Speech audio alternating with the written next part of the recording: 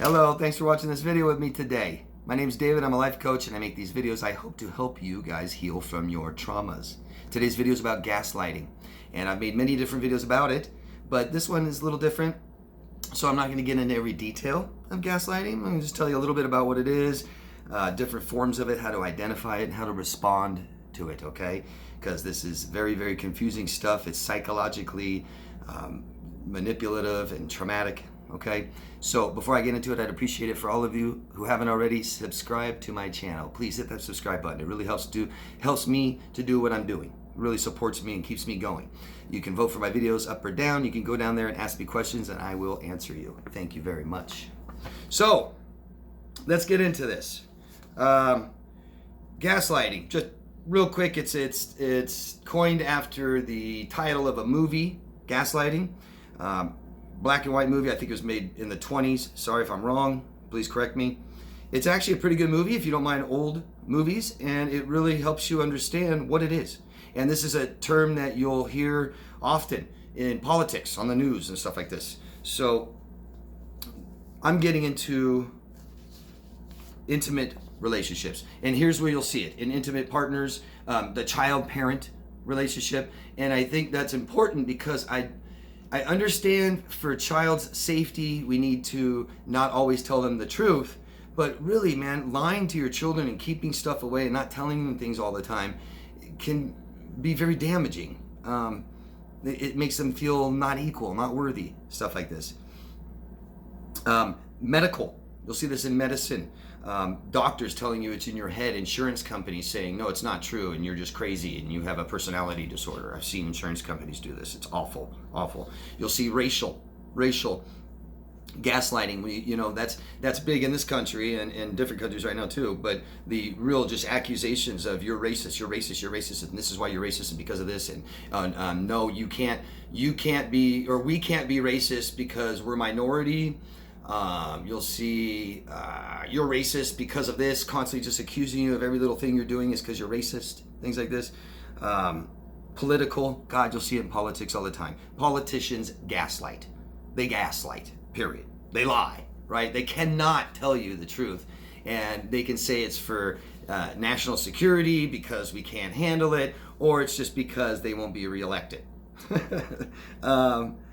Institutional, where like boss employee, big time. I've been so gaslighted by bosses before, and they'll tell you, oh, you just don't remember anything, and no, you did this when you were here, and you were here when you weren't here, and no, you don't get benefits when you're supposed to get benefits. You're supposed to get vacation time, but they'll start lying, saying no, you don't get. I mean, I've literally had all this where I remember I ran someone's business for them, and I was hired under the pretense that I get one paid day off. I get a week off every year, but after I work there for a year, I get one paid day off, and then the second year I get 2 days, 3 days, you know, right? So that after 5 years, I have a full paid week off.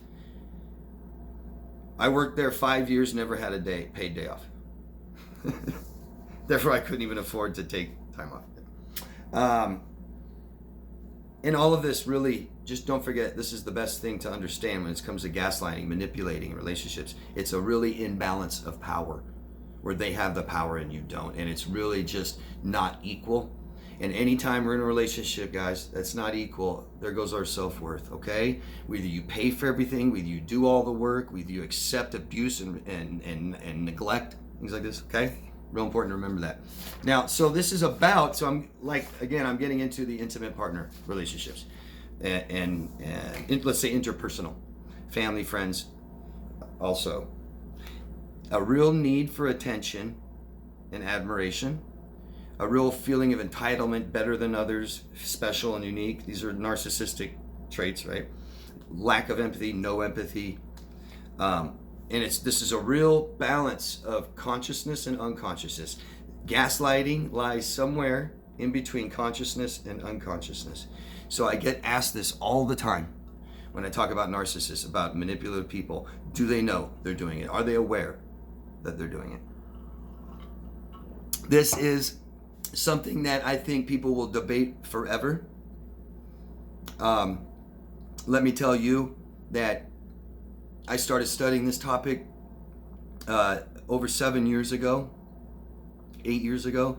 And when I started, if you ask me after a year of studying this, they absolutely know what they're doing. They absolutely know every little fucking thing they're doing. And if you ask me today, not really. These are people that lack empathy. And it doesn't just mean that they don't care. It doesn't mean that they just don't, they choose not to care and things like this. They don't understand. They lack awareness of how you feel. They lack awareness of how they feel. They lack awareness of who they are. And they definitely lack awareness of what they're doing. Okay? Not excusing it. And there are people who gaslight. They absolutely know they're doing it. And there are people who gaslight sometimes that don't know they're doing it. Okay? And this is, changing, rewriting the narrative. And this becomes delusional. Okay? And narcissists and borderlines and histrionics and sociopaths and psychopaths are all guilty of it. Okay? So let's get into some forms.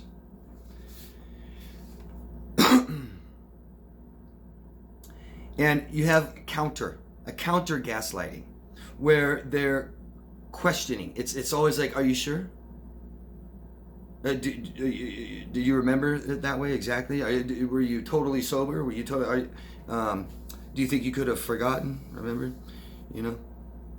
Things like this. Just real counter. Anything you say or ask or do, it's just a real counter of just questioning yourself. Right? Just throw it right back onto you.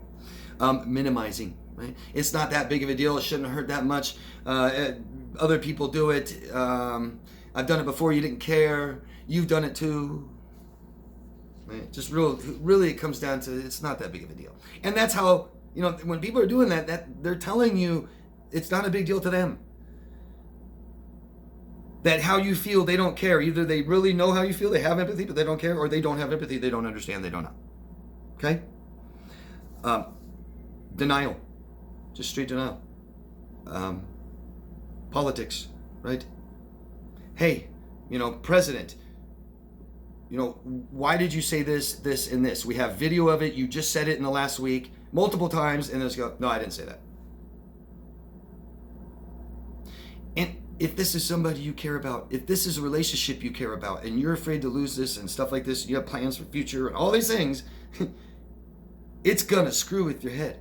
Just a complete denial. No, didn't do it. I never said that.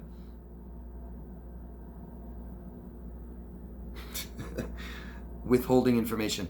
It's a big one. I get questioned a lot about that, and I know a lot of you guys have wondered in your lifetime, in the relationships you've had, where people withhold information. And that is lying. That is manipulating. It's gaslighting. Okay? Remember the imbalance of power. We're two people cooperating and working together, being vulnerable, communicating, trying 100% each to make this work, to make this relationship work. And all of these are examples of it. They're not. Okay? Blame shifting. I only did it because they did it. I only did it because you did this to me. Right? You did it too. Someone made me. So we got that kind of minimizing and then blame shifting. Diverting. Could be the same. Diverting focus. Oh, you just heard that from somewhere else. Oh, you just got that off the news. Oh, you just, one of your friends told you that. And it's just directing it right to a different person, not me, right? My boss, my work, your friends, your family, your crazy family, and your nasty, stupid, ugly friends, and trivializing. Oh, you're just overreacting. Oh, you're just too sensitive. Kind of like minimizing your feelings. And stereotyping. There you go again. There you go. Yeah, there you go. You're Italian. Oh, the Italians, you know how they are. Loud and want to fight and angry, and they get crazy. You're just a crazy woman. Stereotyping. So, signs. And this is the important part, because it really comes all down to how you feel. If you watch my videos, if you know me, it doesn't matter what anybody does on this planet, or you do. It only matters how you feel about it, and we're all different. So we don't all should feel this way and should feel that way. No. So all that matters is how you feel, and all of this comes down to you. It's all about you. And so feelings of hopelessness, helplessness, joylessness, right? Depression, anxiety, worry, stress. Second guessing yourself, doubting yourself. Maybe it is me. I never really had good relationships before. I've never been married before. I've been married. I've had 2 failed marriages already. So, withdrawing socially and withdrawing interpersonally. Stop calling your friends, answering the phone when your family calls. Stop seeing that your girlfriend once a week or whatever.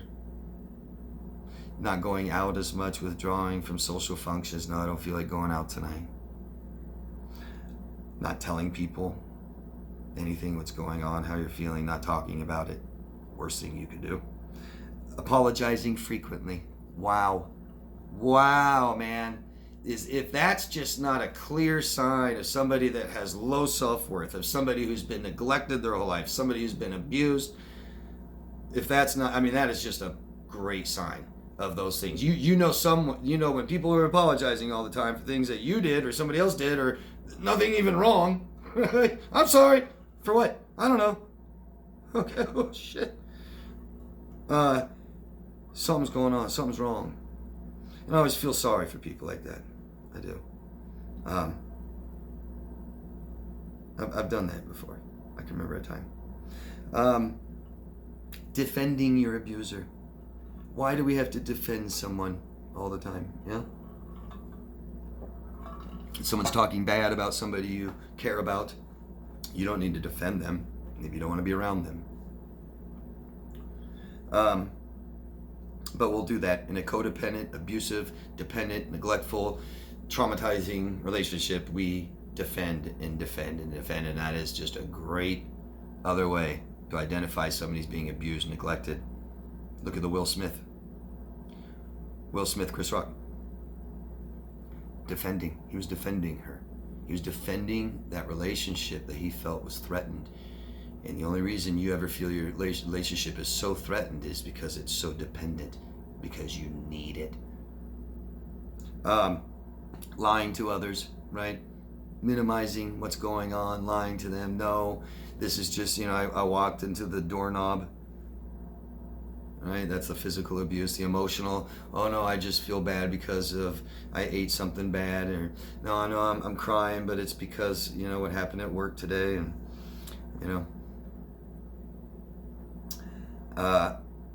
difficulty making decisions.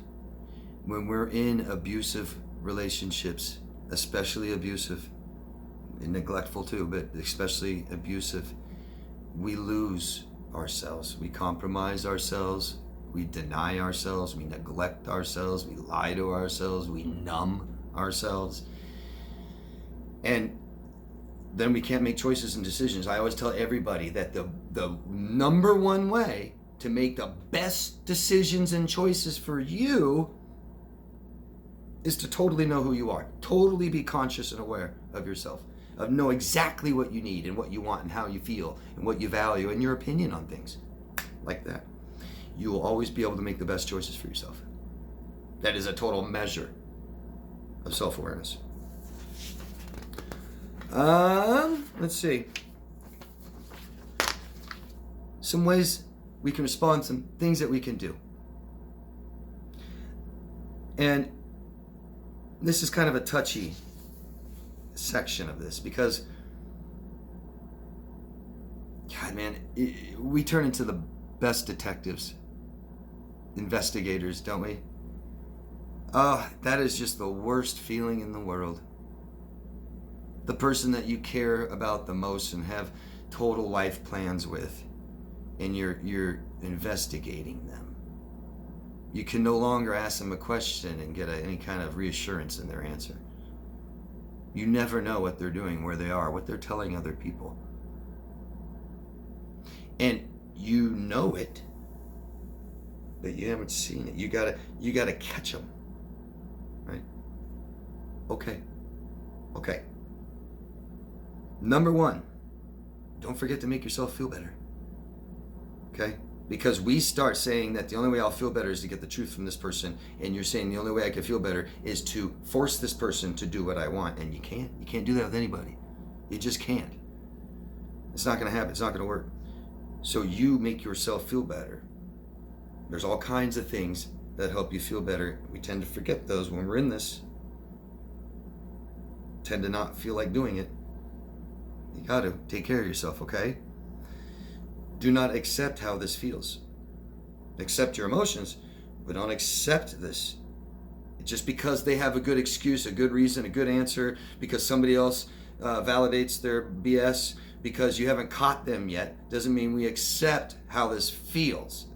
Because the problem in relationships are emotional. They're not physical. Trust me. Oh, my husband can't get it up. That's not really the problem. Some women don't want to have sex anymore. Then it's not a problem. The problem is how it makes you feel. Okay? That needs to be fixed. So, and I hate to say this because this isn't how relationships work, but you got to start being covert and secret. Yeah? So, really helps with abuse and manipulation. Gaslighting. Start writing things down. Start taking notes, date and time. This is when this person said this. This is when this person did this. And we can go back to our notes and we can say, you said this on this day at this time. And really, it's for us, not for them. Because you're not going to hold a narcissist down. The only threat we have in relationships, really, right, is leaving. If that's not a threat, what are you going to do? Keep notes. Write things down. How does it feel? Just for the sake of the therapeutic reasons that it feels better. We write things down, take notes, have a diary, keep it secret, keep it safe, keep it hidden so they can't have access to it. And hey, you know, and God, I've seen this so many times. If you don't have your own privacy, man, if you don't have access to your own computer, to your own phone, laptop, things like this, and they have access to it, they have all your codes or lock you out, there's no hope anyway. So it really doesn't matter what you do or end it or this, it's over, okay?